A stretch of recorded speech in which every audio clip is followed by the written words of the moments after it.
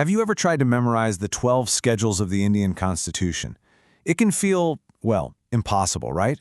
But what if I told you there's a simple secret to remembering all of them, in perfect order? Stick with me, because we are about to crack that code for good. So let's be real. How do you actually keep all 12 of these straight? You've got territories, salaries, oaths, special provisions. It just feels like this big, messy, complicated list that was made to be confusing. But what if there's a key? A simple trick that unlocks the whole thing. Well, here it is. The secret is this one little phrase, Tiers of Old PM. Yeah, I know, it sounds a bit strange, but trust me, these 12 letters are everything. Each one stands for one of the 12 schedules, and they're in perfect order. Let's break down how it works. Okay, first up, we're going to tackle Tiers of O. These first 8 letters are your key to the original 8 schedules, the ones that were there from the very beginning back in 1950. This is really the bedrock of the entire constitutional structure.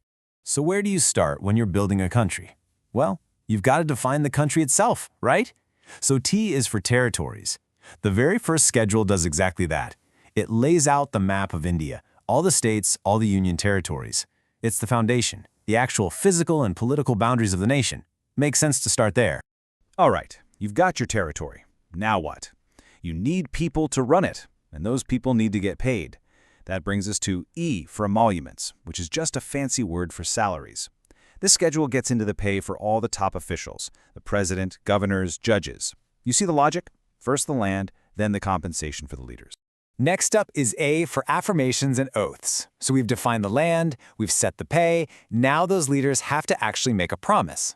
This schedule contains the exact words they speak when they swear to uphold the Constitution. It's their formal pledge to the nation, a public promise that they'll do their job right. Now we get to R, Rajya Sabha. This schedule dives into the real nuts and bolts of how Parliament is set up.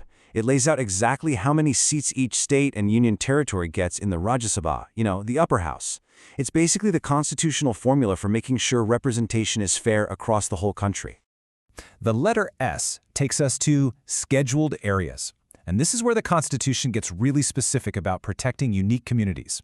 The 5th schedule sets out special rules for governing areas that have large tribal populations.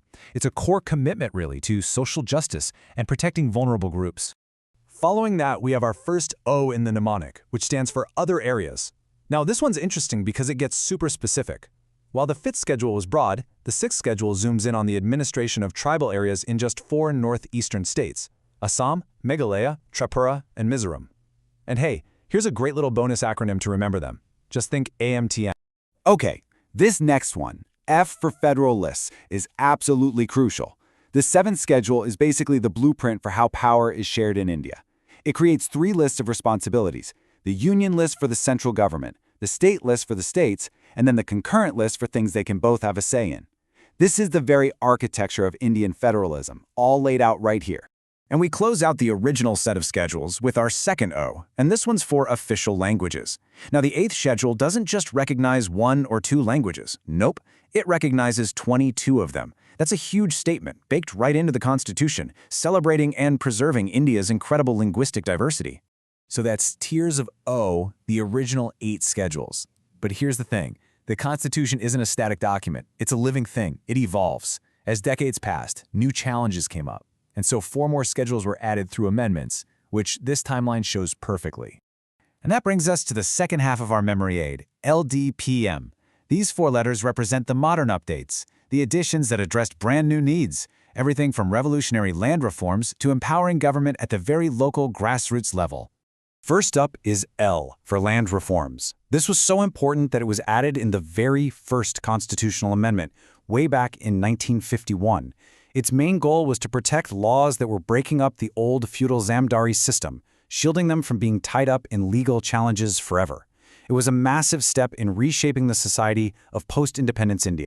Next, we have D for defection. This one was added in 1985. The 10th schedule brought in the powerful Anti-Defection law. This was a direct answer to a pretty chaotic period of political instability, where politicians would just switch parties for personal gain. This law was designed to stop that whole revolving door style of politics and bring some stability. Let's move on to P for Panchayats. Added in 1992, this was a truly landmark change.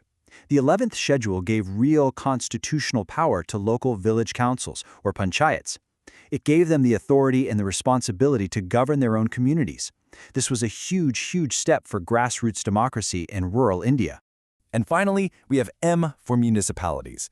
Added in the very same year as the last one, the 12th schedule basically does for cities and towns what the 11th did for villages. It grants power and authority to urban local bodies, completing that whole vision for local self-government across the entire country. And there you have it, Tiers of Old PM. You now officially have the key.